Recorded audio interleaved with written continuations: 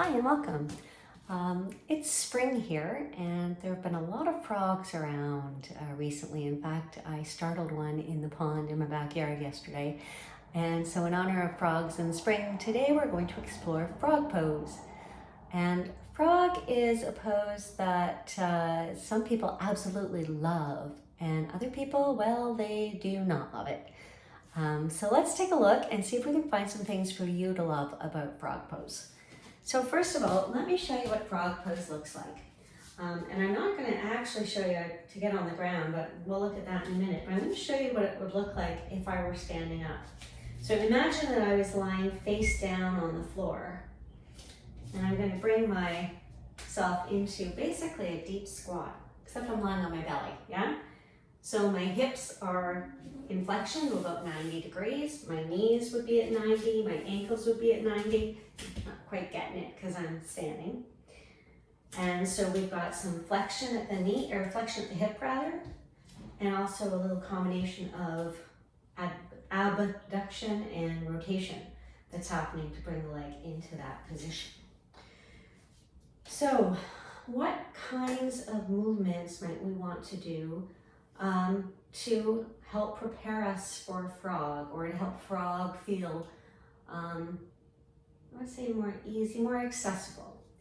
Well, obviously, there's poses that look like frog, like temple or goddess pose, so that wide-legged squat, maybe not going quite so deep, but playing with that. I've got flexion and that abduction and rotation happening here. So this is similar movements, so we could play around with that. Another similar kind of movement would be happy baby. So from the floor, finding this is more than 90-degree flexion. Then the legs are wide, so there's a little combination of abduction and rotation as we draw those knees down. So really working into the hip flexion here, and a little more abduction, I'd say, than rotation, at least for me. Your happy baby might be more rotated than mine, right? So a lot of it depends on you. When I talk about all of these options, some of it depends on what's going on in your body and what movements help you to find some more ease in frog. So we looked at a couple things that are similar to what frog is. We can also look at some of the component pieces of frog. So, for example, I didn't grab my strap. Let me grab my strap. For example, we might play with the rotation and the abduction and adduction. So we might do that on our backs, bring a strap around the bottom of the foot. So I'm in flexion here. And either with the knee straight or maybe the knee bent, either one, I can play with just rotating the leg bone in the hip socket. I can also play with a little adduction towards the midline, abduction away, and just really, actually, as I'm doing this, I'm letting it be small enough that it's just my leg bone that's moving and my pelvis is just nice and steady and heavy. And then we might try that on the other side, just to be even, you know. So a little rotation, a little adduction as well as abduction. Because although we're working in the plane of the kind of movement that we're asking for in frog, we also want to work the supporting muscles because they're involved as well. So when we externally rotate, our internal rotators have to be able to let go. So we need some support as well as some release. Let that go. We might also want to take a twist. So although our torso in frog is staying neutral, the connection between our pelvis and our rib cage is pretty neutral. Sometimes taking a twist or a side bend can kind of bring that core online, just waking things up. Do a little side to side there. Yeah. And as I'm doing this twist, I can also feel that my leg bones are coming in and out of rotation, internal and external rotation. I'm going to come back up the stand, because the one thing, or the two things I guess that this pose does not have is the internal rotation and abduction, which we just played with.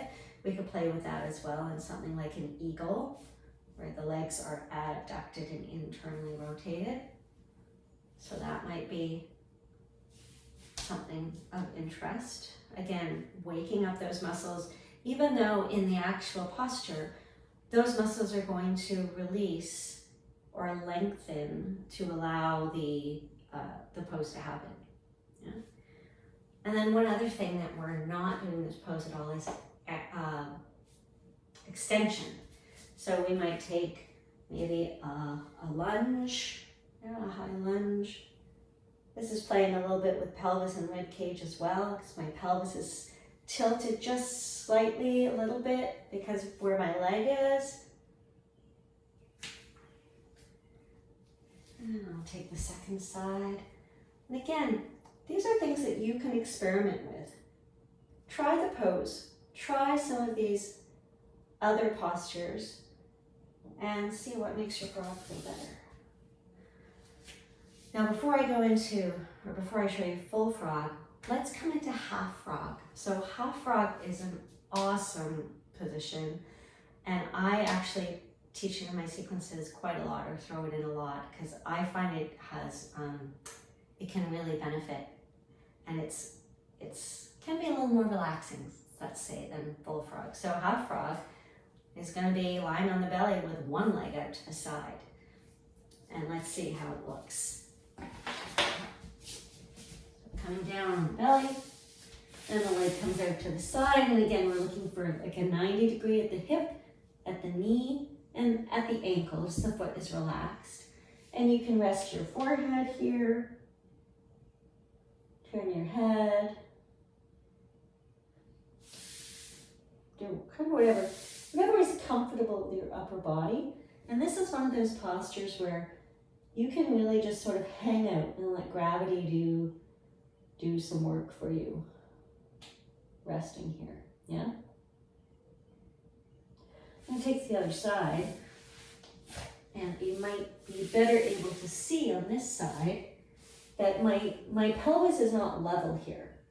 And that's pretty common. Like if you're a dancer and you have, full turnout, then your pelvis might be flat on the ground. Most of us don't have that full 90 degrees of rotation at the hip to come into that full grand plie. So your one hip is going to be lifted. And so also, be mindful of that. So that might not be comfortable for you if you have SI issues. I'm going to bring that leg back.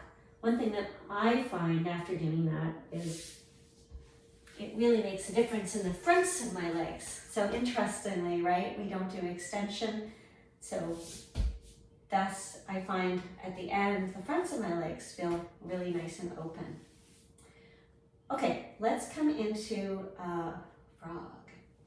So one thing I'm going to do is turn my mat sideways. You want to make sure you have some padding for your knees, because it can be a lot of pressure on the knees. I'm actually going to double my mat over. That's what I usually recommend.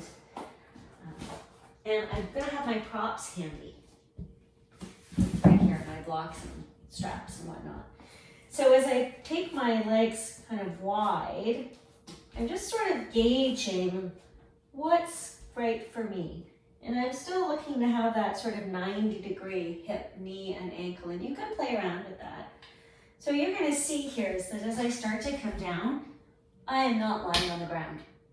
You might have been able to guess that when I showed you my squat at the beginning, that there's no way I'm getting all the way to the ground. So I could stay here, but honestly, it's a little bit of work, a little bit. And when you're in a position like that with gravity pulling you down, those inner thighs are still, even though you think you're relaxing into gravity, your body is still engaging at some some amount to prevent your pelvis from catastrophically plunging to the ground, which we know is not going to happen, but hey, your body has all these like defense mechanisms, right?